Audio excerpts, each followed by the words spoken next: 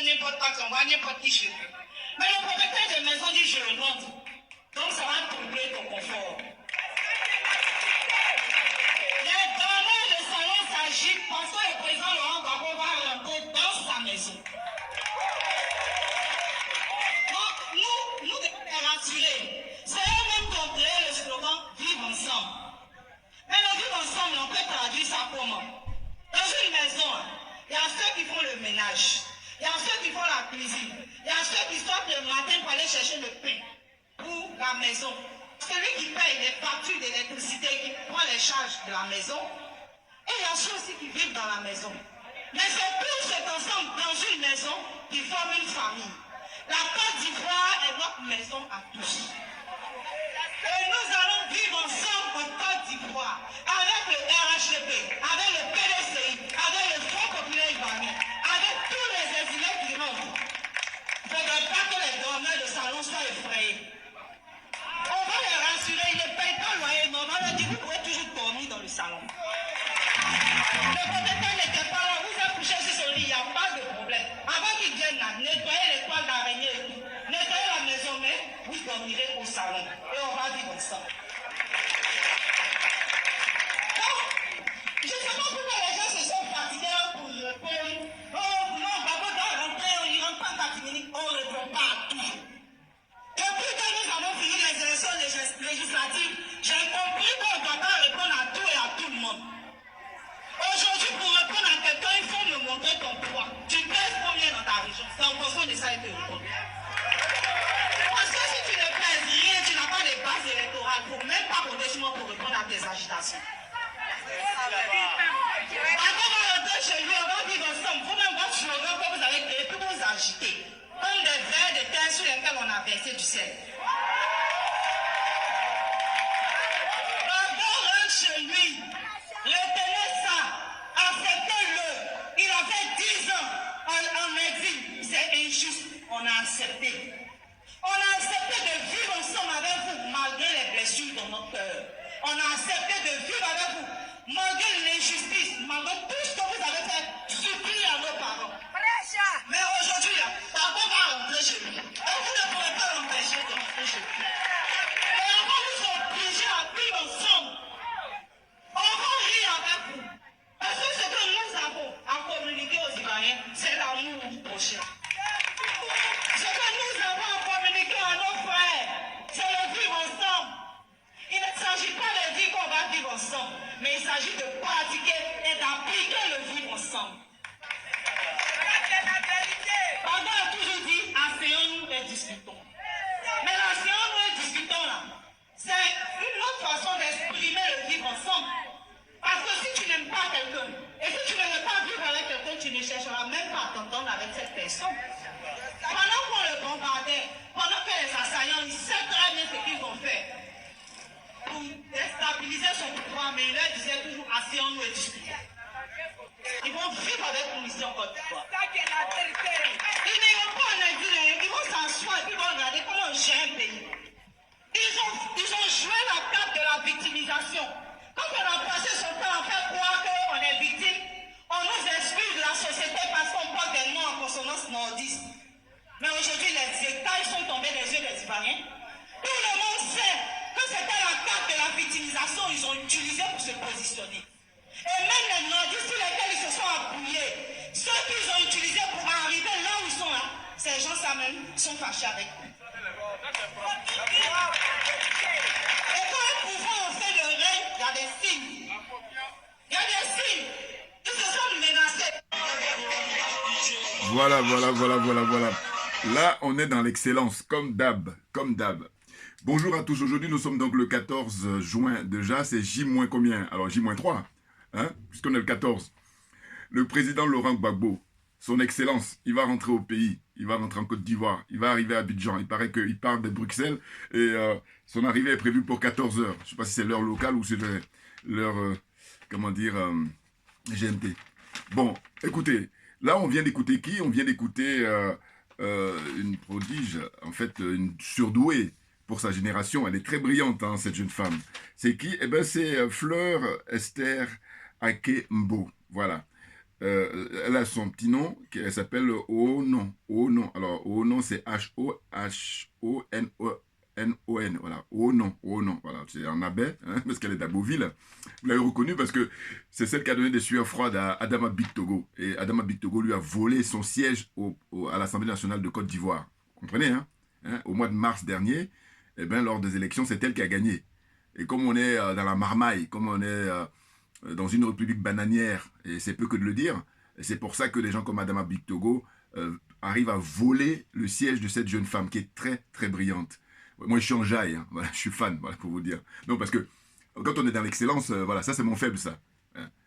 Très intelligente, et puis elle met les mots là où il faut. J'ai repris un petit peu là ses propos, vous avez écouté tout à l'heure. Elle dit on va les forcer à vivre ensemble. Mais c'est énorme, elle est très jeune et regardez ce qu'elle dit. Un discours inclusif, on va vivre ensemble. Et puis elle est évidemment fait partie des disciples du président Laurent Gbagbo. Bon, mais elle dit asseyons-nous et discutons. Bon, c'est le slogan du président Laurent Gbagbo. Bon, c'est une sagesse extraordinaire. Et puis là aussi pareil, c'est faire preuve d'ouverture, faire preuve de dialogue, de discussion. Voyez-vous?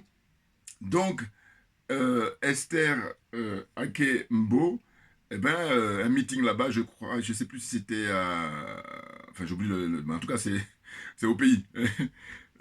Voilà, c'est pas à Beauville, c'est sûr, mais c'est une autre ville, là, au pays là-bas. Elle a tenu son meeting là, et regardez comme elle arrive à parler avec un charisme énorme. Et moi, j'ai posté là, il y a quelques temps, il faudrait qu'on lui réserve une place d'honneur, hein, parce que moi, je suis pour l'excellence. Hein, les gens qui sont bons, parce que je dis, chacun de nous a une énergie. L'énergie qu'elle a, eh ben, c'est propre à elle. Voilà, c'est la nature qui lui a doté de ça. Et elle est intègre, voyez-vous, hein. Elle dit, pour que, on ne répond pas à tout. Elle est très jeune mais très brillante. Moi, c'est ça qui me... Hein, voilà, je suis enthousiaste de voir ça. Voilà, ça fait plaisir. Ça fait énormément plaisir. Hein. Elle dit on ne répond pas à tout. Pourquoi? Parce que les gens ils sont en train de gesticuler ou de faire comment on fait de l'animation comme ça qui est minime, hein, compte tenu de l'ampleur. Elle dit non, moi pour que je puisse te répondre, il faut que tu me montres ta base électorale. J'ai envie de dire, voilà, ben oui, parce que là elle va à l'essentiel. Là. Elle va à l'essentiel. C'est-à-dire que si tu n'as aucune légitimité, j'ai pas le temps. Hein. Voilà. Et ça, c'est du lourd. Non, moi, je suis fan, hein, je suis fan, voilà, je vous dis très franchement. Elle dit quoi? Elle dit, voilà. Alors, on connaissait le terme comment on appelle ça? Alors, je rends hommage aussi à la jeune sœur qui est aux États-Unis, Edo, parce que je lui ai emprunté ces images-là, j'ai pris ça sur sa chaîne à Edo. Beaucoup d'humour, et puis elle me rappelle le pays avec toute la façon de présenter les choses et tout, et puis voilà, l'ambiance, ça me plaît beaucoup. Donc, qu'est-ce qu'elle dit? On connaissait le terme donc de resto, ceux qui vont au resto, hein, ceux qui vont au restaurant, voilà, on connaissait.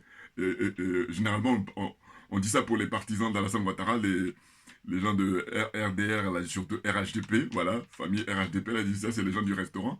Mais avec la jeune sœur, la jeune femme très brillante, Fleur Esther Akembo, alors moi j'ai appris aujourd'hui, elle dit les dormeurs de salon. mais non, mais écoutez, l'humour, mais c'est propre à l'être humain et c'est, j'allais dire, ce qui nous distingue. Mais oui, ben oui, parce que c'est très fin, l'humour, et puis avec l'humour, tu réussis à passer tout. Alors là, tu peux être sûr. Hein, voilà. C'est pas mon frère Mbala Mbala qui démontrera le contraire. Bon, avec l'humour, tu passes tout. Bon, écoutez, elle dit quoi? Donc, les dormeurs de salon, eh ben, elle dit, ils s'agitent là, voilà, ils s'agitent, hein, parce que le président Gbagbo, il va rentrer chez lui, hein, dans sa maison. Parce que vous savez, bon, ceux qui sont nés ici, bon, ils savent pas trop, mais quand on est né au pays, on sait ce que ça veut dire. En tout cas, dans les quartiers populaires. Hein. Ceux qui dorment au salon, là, bon, évidemment, je crois que dormir au salon, même ici en France, aux États-Unis, où voilà, il y a des gens qui dorment au salon, mais au pays, c'est une autre, comment dire, une autre ambiance. Hein. Moi, en tout cas, ça rappelle mon enfance et tout ça. C'est beaucoup plus jeune. Hein. Bon, mais c'est la famille, et puis c'est des amis, mais on va dire, généralement, c'est plutôt la famille, et puis aussi, comme il y a l'hospitalité africaine, évidemment, donc c'est pour ça qu'on accueille des gens qui sont de la famille ou des amis qui par manque de place, donc on dort au salon. Mais en fait, ce qu'elle dit là, c'est que quand tu dors au salon, tu la ramènes pas. Ben oui, parce que quand le propriétaire arrive, voilà, tu te fais discret. Donc eux, ils demandent au président Gbagbo, excusez-moi, je ne vais pas m'empêcher de rire, parce que je trouve que son terme est tellement approprié. Et puis, en termes d'image, c'est très fort. Elle dormeur de salon. Donc, vraiment, c'est avec l'enthousiasme. Ben, on ne va pas faire des têtes d'enterrement, on ne va pas bouder notre plaisir. Il est hors de question. Je dis que ce monsieur, quand il a été humilié, le monde entier a assisté en direct, en direct, live, hein, son humiliation. Quand ils sont venus le chercher dans son palais, dans le bunker, là, hein, on lui enlève la chemise et puis il se fait habiller à l'époque par Ahmed Bakayoko et puis tous ces gens-là qui ont été assassinés par Alassane Ouattara. Hein, voilà. Et puis, on lui met la casquette de militaire, là, malgré lui. L'humiliation, elle était totale. Eh bien, moi, toujours, je donne mon sentiment. Voilà, d'abord, je me présente. Hein, Dioubien sur le net, voilà, spécialiste de la France accessoirement, et puis panafricain convaincu. Donc, j'en reviens. Une médaille, quand vous prenez, voilà, il y a deux faces. Eh bien, la première face, c'était l'humiliation qu'il a pu subir, le président Laurent Gbagbo, hein, en 2011. Maintenant, quand vous tournez la pièce, vous avez, eh bien, c'est ça qu'on a, l'autre pièce, l'autre face de la pièce, hein, c'est ça qu'on est en train de vivre actuellement. C'est-à-dire que, comme le monde entier a assisté à son humiliation, il faut que le monde entier assiste à sa réhabilitation. Hein, le propriétaire vient prendre sa maison. C'est ça. Donc il faut qu'ils assistent. Et ceux qui disent que oui, il faut qu'il soit discret. Non mais, vous êtes des malades. Enfin, quand je dis malade, même, c'est gentil. Hein, vous savez même pas de quoi vous parlez. Voilà. Et puis je rappelle que le président Laurent Gbagbo, depuis qu'il a été, comment dire, à la CPI, et puis en plus de ça, il a été acquitté, il n'appartient plus à la Côte d'Ivoire, encore moins au FPI, et encore moins au GOR. Il appartient au monde entier. Il appartient à tous ceux qui sont épris de justice, et qui se trouvent en Amérique latine, qui se trouvent en Chine, qui se trouvent en Russie, qui se trouvent, ou encore même en Europe, même en France. Vous comprenez? Donc tous les gens dans le monde entier qui sont épris de justice, eh ben, le président Laurent Gbagbo leur appartient. Parce qu'il a vaincu l'impérialisme. Il a fait preuve de patience. Et comment dire, la patience est une vertu. Et là, c'est une illustration très forte dont il a fait preuve. Il a été patient parce qu'il savait qu'il avait raison. Et comme on dit la raison, il était dans la vérité. Et la vérité finit par triompher. Elle est en train de triompher là. Et le 17 juin 2021, c'est marqué définitivement dans l'histoire la réhabilitation, la liberté va regagner le président Laurent Gbagbo. Voilà. Donc il faut que le monde entier puisse assister à ça. Donc dire qu'il faut qu'il rentre discrètement, non mais ça n'a pas de sens. Et je dis, ils ne savent même pas de quoi ils parlent. Voilà. Donc je vais revenir à ma jeune sœur là, qui est très brillante, que j'adore. Hein, je suis fan. Je vous le dis. Donc elle les appelle les dormeurs. Les dormeurs de salon. Attends, il faut bien préciser parce que c'est pas les dormeurs tout court, non. Dormeurs de salon. Ils dorment au salon. Bon, maintenant le propriétaire il arrive. Donc hein, c'est eux qui doivent être discrets. Donc ils inversent les rôles là, n'importe quoi. Donc elle dit. Il est question maintenant, elle dit, de pratiquer et d'appliquer le vivre ensemble. Parce que ça a été leur slogan à eux, les gens du RHDP. Ils ont passé leur temps à faire de la théorie. Elle demande maintenant que ça soit mis en application. Et elle dit, avec le président Laurent Gbagbo, ça va être mis en application. C'est pour ça qu'elle dit, il faut pratiquer et appliquer le vivre ensemble. Voilà, asseyons-nous et discutons. Voilà, donc ça va être pour, je crois, les gens qui font du cinéma ou les gens qui chantent, les chanteurs, les artistes là, bon, mais inspiration. Allez-y, hein, c'est open bar. Il faut y aller là, parce que c'est à volonté. Puis c'est pour la paix. Hein. Et donc je dis que finalement elle tient un discours éminemment inclusif, hein? Incontestablement, c'est clair. Et c'est ce qu'on recherche, c'est ce qu'on veut. Voyez-vous? Alors, donc, vraiment ce qui m'a plu dans son discours là, hein, elle dit on ne répond pas à tout et à tout le monde. Pour te répondre, il faudrait vérifier combien tu pèses sur le plan électoral. Voilà, quelle est ta base électorale. Parce qu'elle, elle pèse lourd à Beauville là-bas. À Adama Bictogo, rien du tout. Hein? Lui et son épouse et puis ses copains là, voilà, c'est tout. Et à part ça, ils n'ont personne. Il a fallu qu'ils fassent des magouilles, des bourrages d'urnes, n'importe quoi. Hein? Tout, mais pas la démocratie. Aucune transparence. Et là, on veut essayer de la ramener. Non, vous êtes des dormeurs de salon, donc il faut voilà, maintenant, faites-vous discret. Puis elle dit, on va vous obliger hein, à apprendre à ce que c'est que le vivre ensemble. Voilà. Vous n'allez pas partir en exil. Moi, j'aime beaucoup son discours parce que moi, je suis plus dans cet esprit-là. De dire que non. On ne va pas avoir l'esprit de vengeance parce que nous, on se veut être humain. On se veut intelligent. Voilà. Et que par conséquent, par contre, on va vous enseigner. Voilà. Ah oui. Non, parce que c'est ça. Parce qu'il faut apprendre là. Vous ne savez pas, vous faites n'importe quoi, mais on va vous apprendre. Moi, je suis plutôt dans cette démarche-là. Et donc, c'est pour ça que je rejoins la jeune sœur Fleur Esther Akembo. Elle est excellente. Voyez-vous? Et pour poursuivre, j'ai vu la Kone Katina, qui sont des gens que je connaissais de nom, mais je ne connaissais pas comme ça, je ne regardais pas de près, à vrai dire. Voyez-vous? Eh bien, il était, c'est le porte-parole du président Gbagbo, je cru savoir. Eh bien, il était invité à une émission à la chaîne ivoirienne, là. Et c'était à propos des affiches. Hein. Vous voyez, ils ont affiché, là, depuis le mardi dernier, hein, ils ont affiché, comment dire, les affiches, il y a les affiches du portrait du président Gbagbo annonçant son retour pour le 17, pour informer la population, naturellement. Et qu'est-ce qu'on constate, c'est que les affiches, c'est dans la journée qu'on met ça, et puis dans la nuit très tard, il y a des gens qui viennent arracher les affiches. Et donc, comment on appelle ça, l'organe qui est chargé de ça, qui est compétent, ça a été saisi, et puis, comment dire, monsieur Kone Katina, là, mais sur le plateau, il a fait une démonstration, il a fait un rappel des dispositions légales, des dispositions juridiques.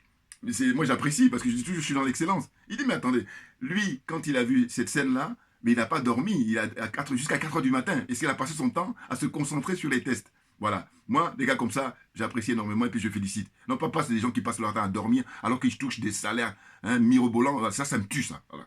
Mais oui, parce que je dis, il faut remplir ses charges. Ne pas venir là, vous faire de la politique pour n'importe quoi, franchement. Hein. Vous touchez beaucoup d'argent, vous branlez rien, ça me tue. Alors que le gars me dit qu'il dort à 4 heures du matin parce qu'il passe son temps à regarder les tests pour savoir est-ce qu'il y a une conformité par rapport à l'arrachage des affichages, ou même à l'affichage même. Eh bien, il a expliqué tout simplement. Il a dit, mais en fait, même les gens qui président cet organe-là, ils sont même pas au courant de voilà. C'est parce que c'est des gens du restaurant, les dormeurs de salon. Bon, ils prennent pas le temps de lire les trucs, ils font n'importe quoi. De toute façon, je dis, à partir du moment où M. Alassane Ouattara lui-même ne respecte pas la Constitution, vous comprenez bien que c'est une suite logique. Mais oui, parce que il faut que le chef respecte et puis les autres n'ont pas le choix. Alors que si le chef ne respecte pas, vous comprenez qu'on est dans la marmaille. Les choses sont claires.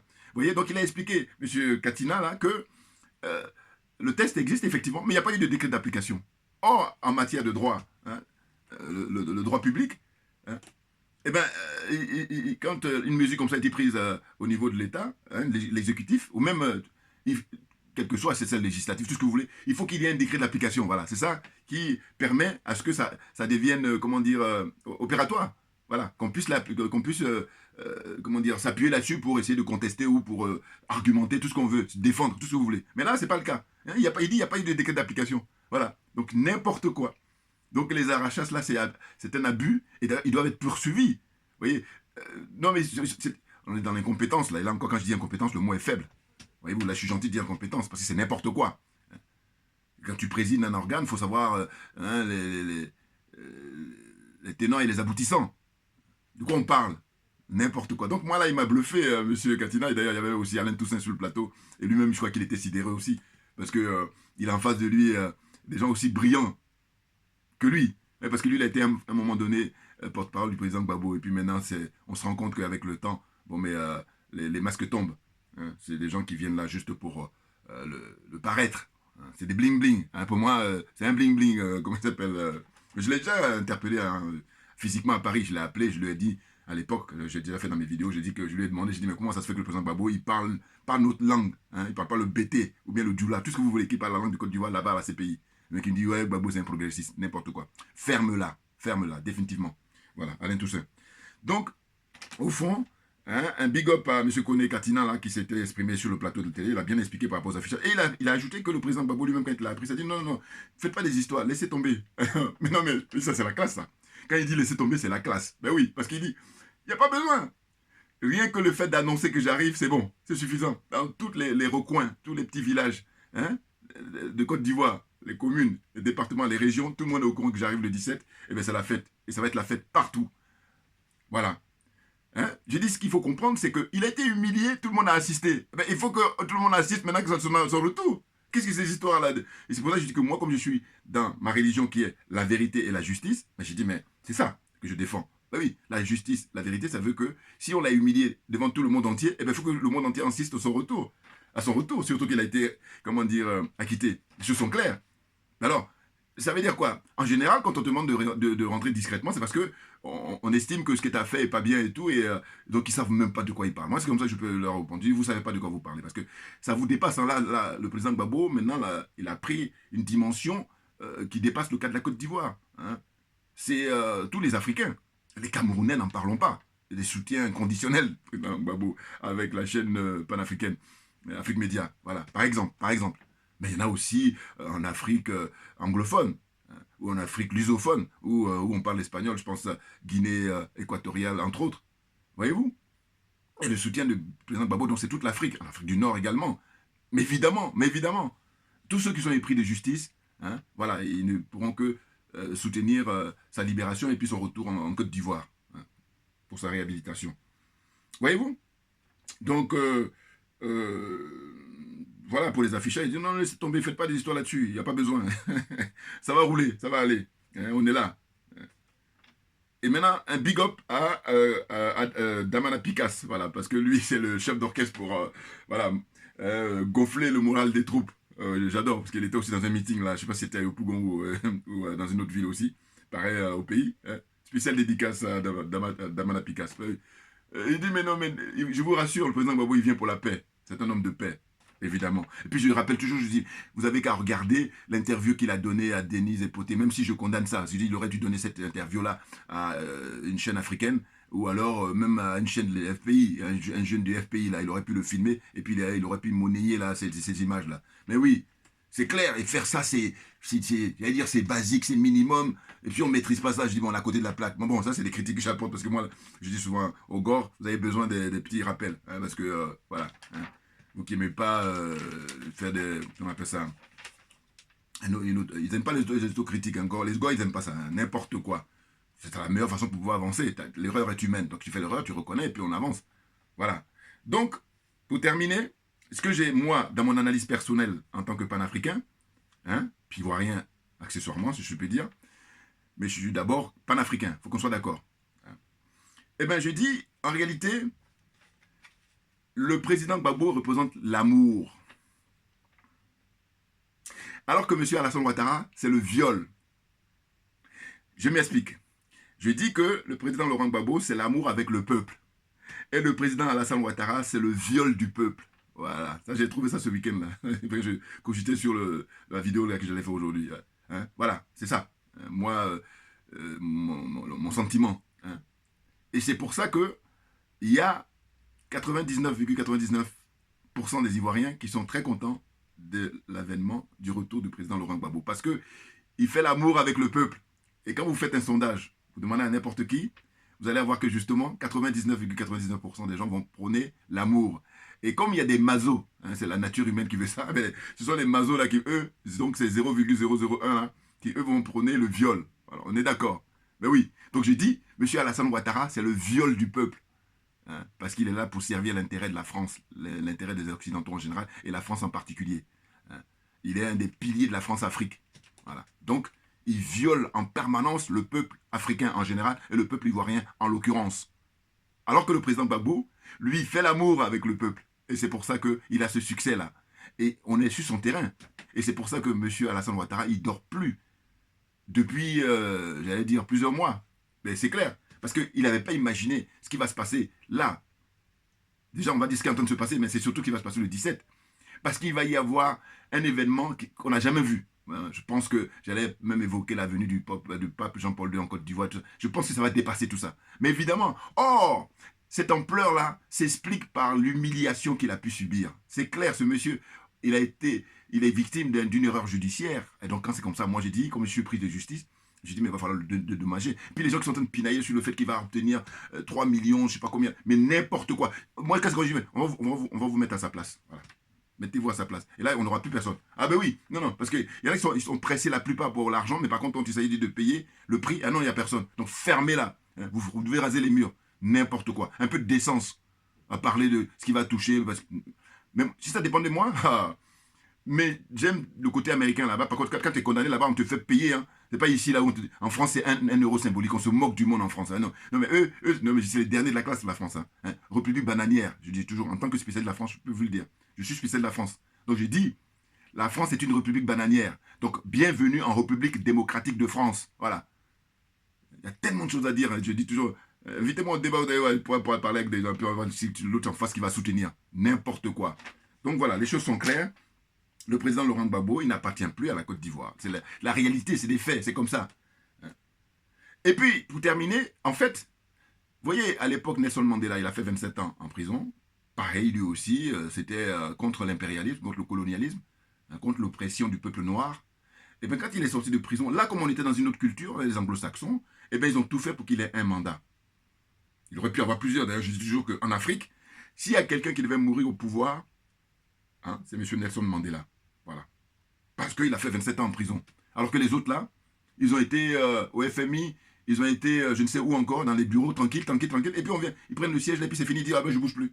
Même je peux couper la tête du petit Kofi, là, et puis on joue au ballon avec ça, mais je reste n'importe quoi. Et M. Mandela, à l'époque, la classe, il a fait juste un seul mandat. Alors qu'il méritait, lui, il méritait de mourir au pouvoir. Les choses sont claires pour moi. Hein? Vérité et justice, ce sont mes valeurs, c'est ma religion, d'ailleurs. Donc je dis, ça c'est une autre culture. Mais quand on a la culture française, vous voyez la marmaille, la culture française c'est la marmaille, je t'embrouille. Ça veut dire quoi? Ça veut dire que, en fait, quand vous voyez là, le monsieur là, qui dit que il va mobiliser les gens pour faire du tapage au moment lors du retour du président Gbagbo pour les victimes des conneries, hein, pour le coup c'est des conneries. Oui, parce que par rapport à ce qui s'est passé, il y a des victimes partout. Hein. Et d'ailleurs, quand on dit 3000, je dis non, faut pas faire un abus de langage. Il y a eu plus que ça. On est entre 16 000 et 20 000 morts en Côte d'Ivoire. Hein. 16 000 au minimum, voire plus de 20 000 morts. D'accord, alors quand on dit 3 000, évidemment, parce que la mort de l'Africain, des Noirs, ça ne compte pas. Alors que quand c'est d'autres communautés, eh bien, on gonfle. Vous voyez la différence? Quand c'est les Noirs, on diminue. Et même, c'est impressionnant. Parce que quand je vous dis 20 000, entre 20 000 et 3 000, il y a 17 000 qui sont restés dans l'oubli, là. Alors que les autres communautés, c'est le contraire. C'est-à-dire que quand il y a 3 000 morts, on dit non, non, non, il y a eu 20 000. N'importe quoi. Et là, j'ai dit maintenant, il faut arrêter d'insulter l'intelligence des uns et des autres d'abord, et puis surtout des peuples africains. Voilà, c'est de ça dont il s'agit. Vous comprenez? Hein? Donc, il faut bien comprendre que le président, le président Laurent Gbagbo a pris il est maintenant, comment dire, à la portée de tous les Africains d'abord, et ensuite de tous ceux qui sont épris de justice. Voilà, il n'y a pas autre chose, ceux qui sont épris de justice, on les trouve partout, dans tous les pays, dans tous les continents, et voilà. Et c'est ainsi que les gars, il faut arrêter de raisonner terre à terre, là. Maintenant, il faut élever le débat. Et le débat, il est très très haut, là. Ah bah oui. Oui. Donc, ce que je voulais dire pour terminer, je disais que si on n'était pas dans la marmaille française, normalement, tout devait être mis en place pour que, comme on a empêché de comment on appelle ça, gouverner pendant ces 2 mandats, et bien là, qu'il ait au minimum, comme a pu faire Nelson Mandela, un mandat. Voilà. Là, c'est un petit peu faire respecter la justice. Or là, eux, ils sont derrière, là. Même celui qui est en train de manifester, là. La France est derrière. Parce qu'ils sont profondément malhonnêtes. Ils sont sans foi ni loi. Ils sont sans foi ni loi. Voilà. C'est clair. Et là, je vous parle en tant que spécialiste de la France. C'est-à-dire qu'eux, tout c'est dans l'apparence. Mais dans la réalité, il y a fouille, il n'y a personne. Quand tu passes dans la réalité, il n'y a plus personne. Voilà. Ils sont dans la marmaille, ils sont dans l'embrouille. Démagogie. Enfin, là, les mots même sont gentils, là, quand je dis démagogie. Ils sont pires que ça. Vous comprenez? Voilà. Donc, ma vidéo d'aujourd'hui, ce qu'on doit retenir, c'est que le président Laurent Gbagbo, il fait l'amour avec le peuple. C'est pour ça que le peuple lui rend bien, voire même très bien. Alors que M. Alassane Ouattara, il viole le peuple. Et je n'en connais pas beaucoup les personnes, que ce soit les femmes ou les hommes, bon, parce que chacun a ses tendances. Mais en tout cas, le viol n'a pas trop de succès. Hein, vraiment. Mais ceux qui sont masos, c'est autre chose. Là, non, dans les autres débats à considération. Mais en tous les cas, vous avez compris. C'est un thème d'image, bien entendu. Bien entendu. Merci à vous pour votre attention. Et puis là, c'est J-3. Donc voilà, on commence maintenant. Les préparatifs vont bon train là. Et puis aussi pareil, un big up à Madame Lorion, c'est la petite sœur, je crois, du président Gbagbo. Je ne connaissais pas aussi tout ça, je connaissais 2 noms simplement. Bon, là, je les regarde maintenant de temps en temps, voilà. Non, parce que il y a ce qu'on appelle la traversée du désert, et puis il y a l'obscurité. Et puis maintenant, c'est la lumière, et la lumière, elle est beaucoup plus forte que tout. Bien entendu, c'est la vérité, elle est beaucoup plus forte que tout. Voilà. Donc on ne peut pas s'empêcher de faire la fête à l'occasion du retour de ce grand monsieur, voilà, qui rentre dans l'histoire maintenant, lui, pour le coup, par la grande porte. Mais bien entendu, parce que sa patience a payé, parce qu'il était convaincu de la vérité, et elle est là. Voilà. Donc on aura l'occasion évidemment de faire d'autres vidéos naturellement. Mais là, je voulais aussi rendre surtout hommage à la jeune Fleur Esther Akombo, et son nom, là, son petit nom qui a été donné par ses parents. Au nom, là, il paraît que ça veut dire chef du village. Voilà. Donc elle porte vraiment son titre, hein, chef du village, et puis c'est celui qui gouverne. Voilà. Donc vraiment, ses parents, ils ont bien vu, hein, ils ont bien visé. Merci à tous pour votre attention et puis à très bientôt. On lâche rien parce que, voilà, vous voyez, comprenez, on est là-dedans. Hein, toujours.